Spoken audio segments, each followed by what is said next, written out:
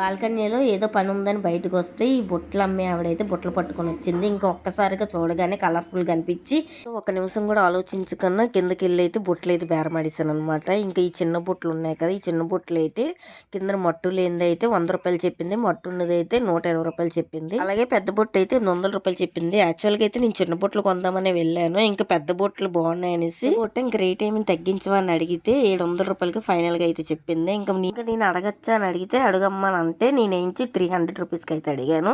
ఆవిడైతే 300 రాదమ్మా, ఫైనల్గా అయితే 500 రూపీస్కి ఇస్తాను అని అన్నది. మళ్ళీ నేను 50 రూపీస్ అయితే యాడ్ చేశాను.